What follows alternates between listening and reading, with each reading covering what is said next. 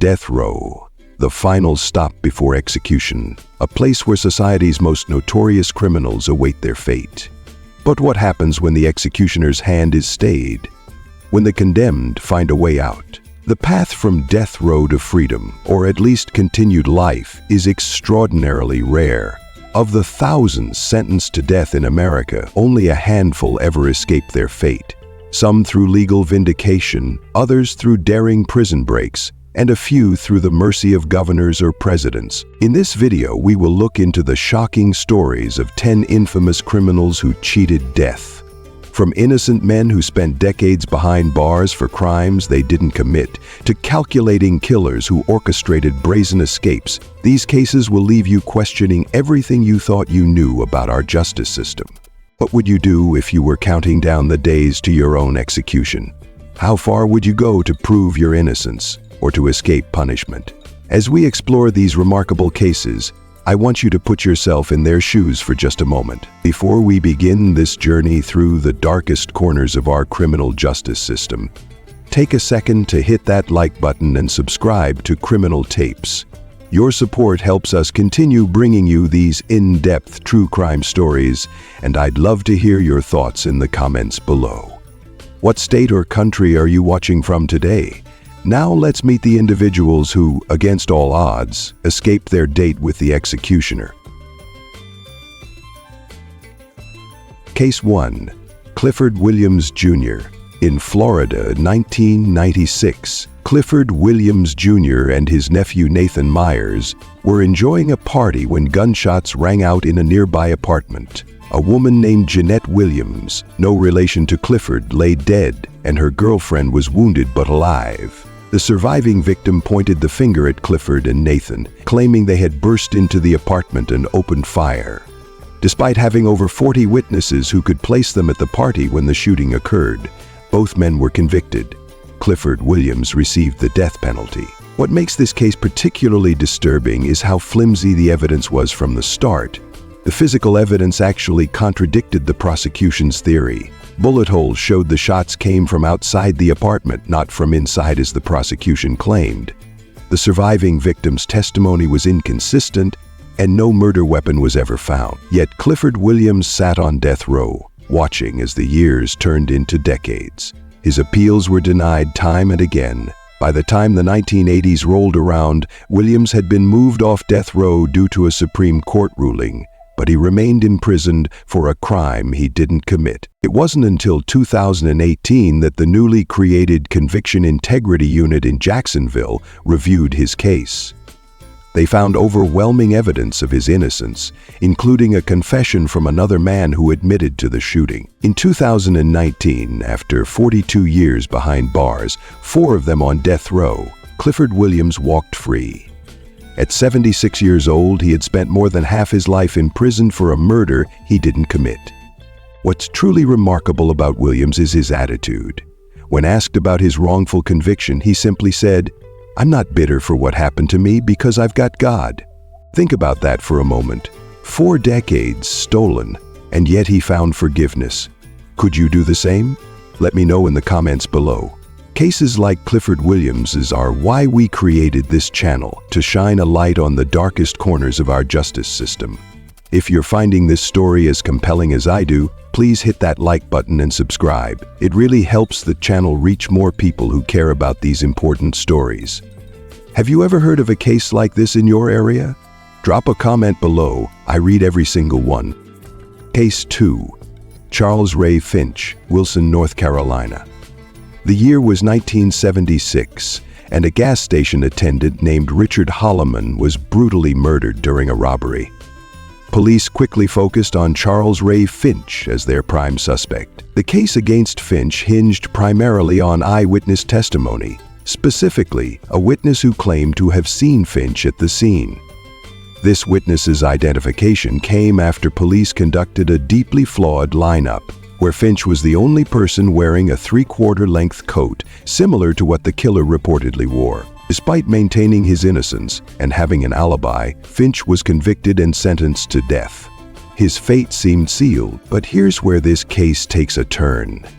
In 1977, just months after Finch was sentenced to death, the U.S. Supreme Court ruled North Carolina's mandatory death penalty statute unconstitutional.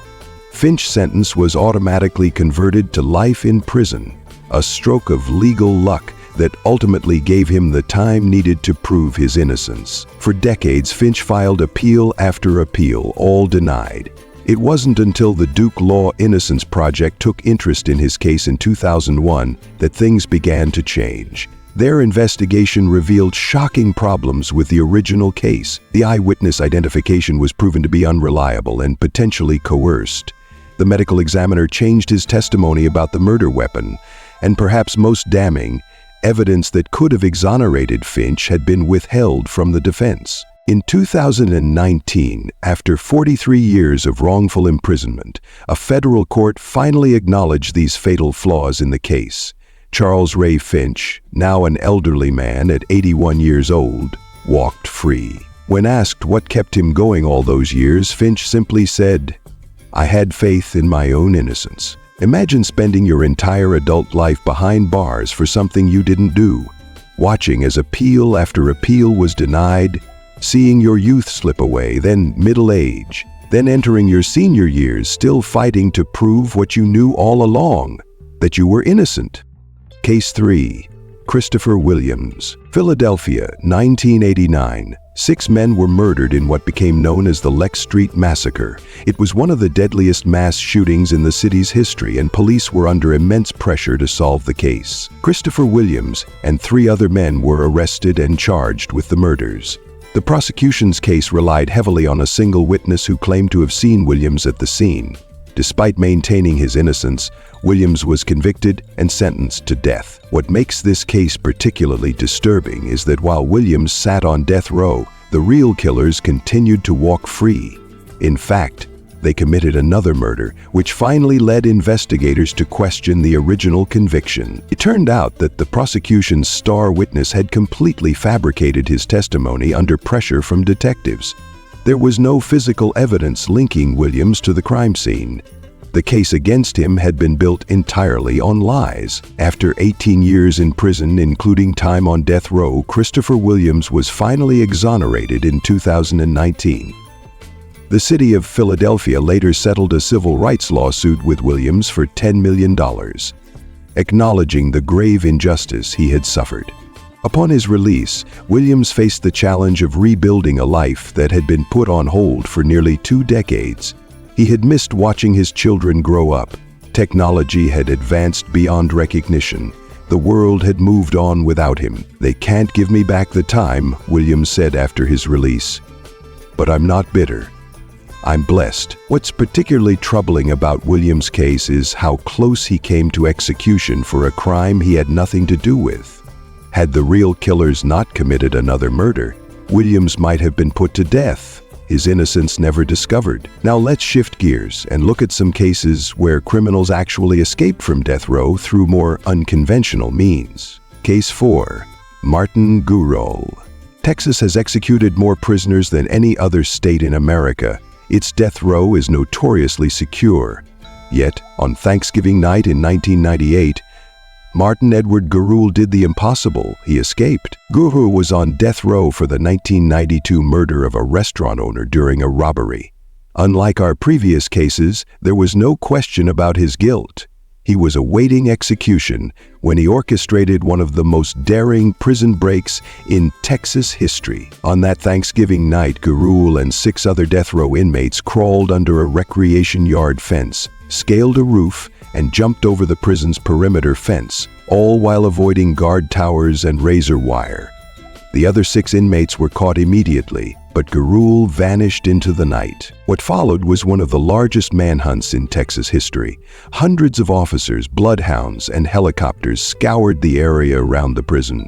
For 7 days, Gurul remained at large, becoming the first person to escape Texas death row since 1934. But Gurul's freedom was short-lived. On December 3, his body was found in a creek just a mile from the prison. He had drowned while trying to cross a mass of water, still wearing the white prison uniform and carrying makeshift flotation devices fashioned from sealed plastic bottles. The autopsy revealed cuts and scrapes from the razor wire he had crossed during his escape. He had made it so close to freedom, only to die within sight of the prison walls. Gurul's escape exposed serious security flaws at the prison. In response, Texas officials implemented sweeping changes to death row procedures, including limiting recreation time and increasing surveillance. The recreation yard where Gurul and his accomplices had hidden was completely redesigned. While Gurul didn't live to enjoy his freedom, his daring escape ensured his place in criminal history and forced one of America's toughest prison systems to acknowledge its vulnerabilities. Case 5. Vo Van Bar. Some escapes from death row are not just about evading execution, but about creating an entirely new life. No case demonstrates this better than that of Vo Van Ba from Vietnam. In 1977, Ba was convicted of rape and murder and sentenced to death. But before his execution could be carried out, he managed to break out of prison in 1980. What followed was one of the most remarkable cases of a fugitive living undetected. For 42 years, Ba lived under an assumed identity. He moved to a different province, got married, had a child, and built a life for himself. His neighbors described him as a quiet, hard-working man who kept to himself but was always polite. No one suspected his dark past. Ba's freedom came to an abrupt end in 2024 when, at the age of 77, police finally tracked him down. After more than 4 decades on the run, his past caught up with him. Authorities were stunned to find that the elderly man living a quiet life in rural Vietnam was actually one of their most wanted fugitives. What makes Ba's case particularly fascinating is how completely he was able to reinvent himself. In an age before digital records and facial recognition technology, Ba managed to create an entirely new identity and maintain it for over 4 decades. When asked why he turned himself in, Ba reportedly said he was tired of looking over his shoulder and wanted to clear his conscience before he died. After 42 years of freedom, Ba returned to prison to face his original sentence. His case raises profound questions about rehabilitation and punishment. Can a person change so completely that they are no longer the same individual who committed the crime?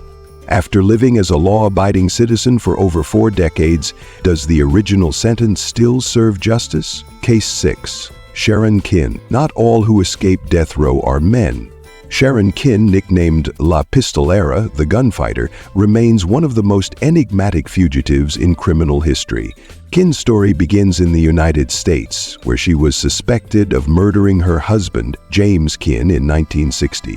She claimed their 2-year-old daughter had accidentally shot him while playing with his gun.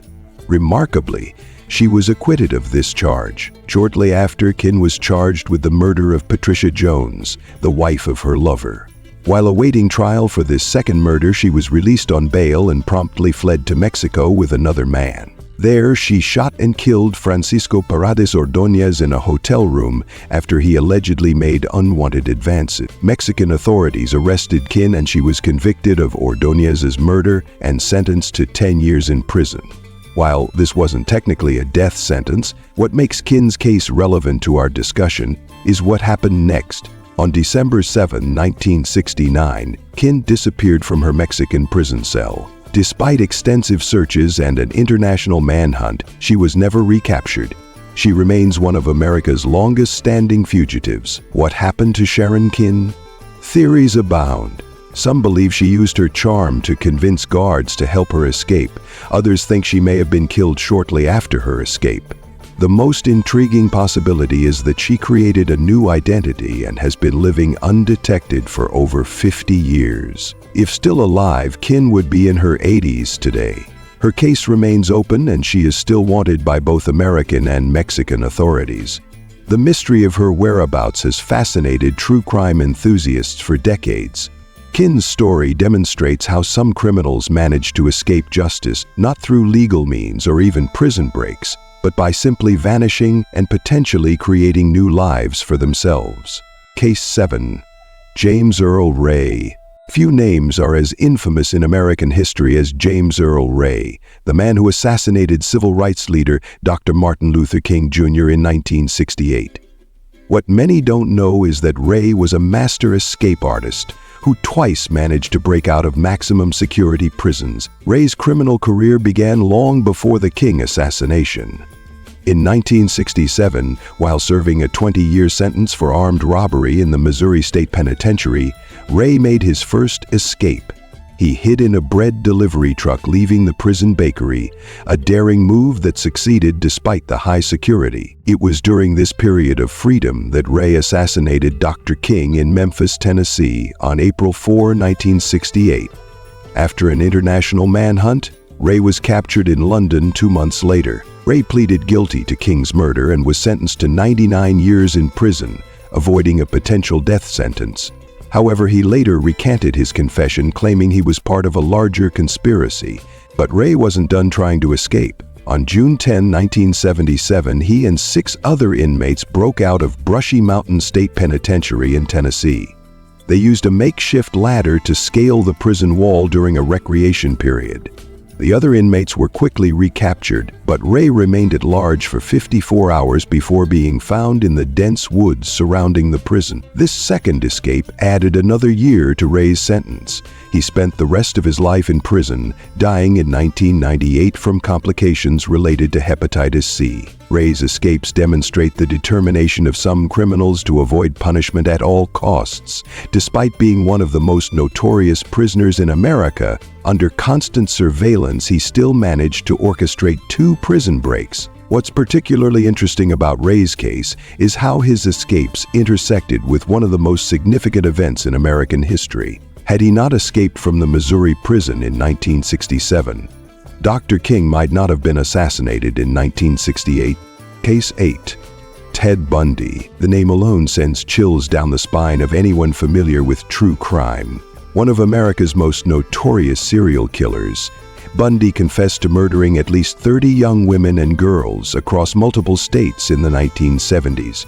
But what makes his case relevant to our discussion is his remarkable ability to escape custody not once, but twice. Bundy was first arrested in Utah in 1975 on suspicion of kidnapping and assault.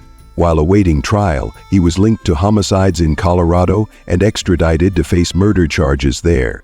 It was in Aspen, Colorado, that Bundy made his first escape. During a court hearing in June 1977, Bundy asked to use the courthouse library to research his case.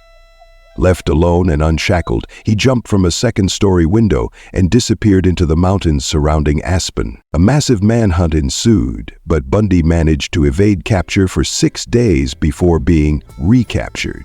Undeterred, Bundy planned an even more audacious escape. On December 30, 1977, he created a hole in the ceiling of his cell at the Garfield County Jail, crawled through the crawl space, and exited through a jailer's apartment. By the time his absence was discovered, Bundy was already on his way to Florida. It was during this period of freedom that Bundy committed some of his most horrific crimes.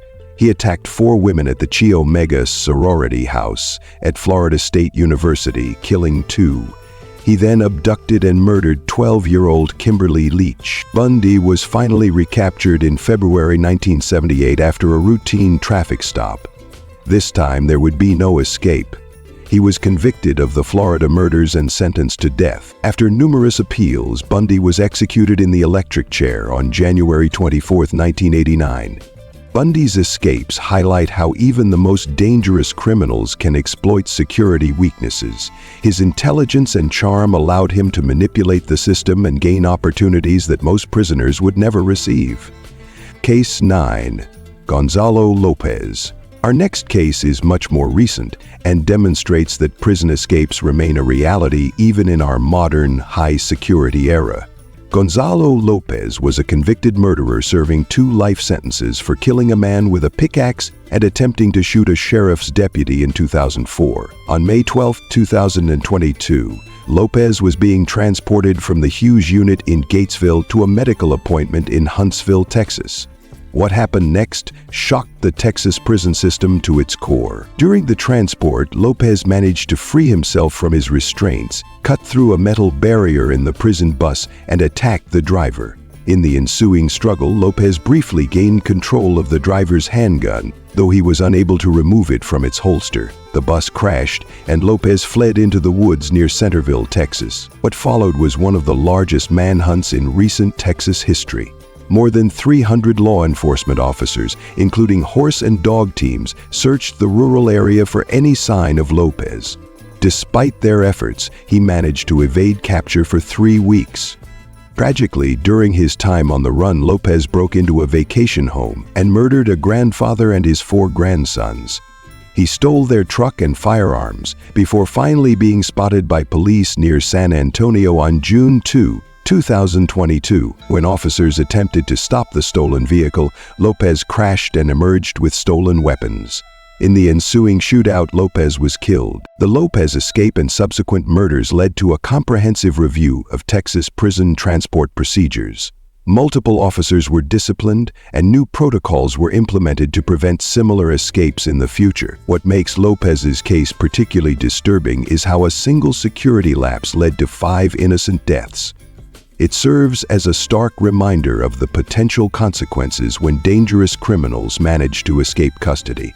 Case 10. Joseph Christopher Garcia. Our final case involves not just one escapee, but a group of 7 death row inmates who orchestrated one of the most infamous prison breaks in American history. Known as the Texas 7, these men escaped from the John B. Connally unit near Kennedy, Texas. On December 13, 2000, Joseph Christopher Garcia was one of these 7. He was serving a 50-year sentence for murder when he and his accomplices overpowered civilian workers and prison officers, stealing their clothes, IDs, and a vehicle to make their escape. Once free, the Texas 7 went on a crime spree across the state. On Christmas Eve, they robbed a sporting goods store in Irving, Texas. When police officer Aubrey Hawkins responded to the robbery, the escapees shot him 11 times, killing him. The group then fled to Colorado, where they posed as Christian missionaries while hiding out in a trailer park. Their freedom came to an end on January 22, 2001, when 5 of the 7 were captured after a tip from a viewer of the TV show America's Most Wanted. One member, Larry Harper, ended it all with himself rather than surrender. The remaining escapee, Patrick Murphy, was captured 2 days later.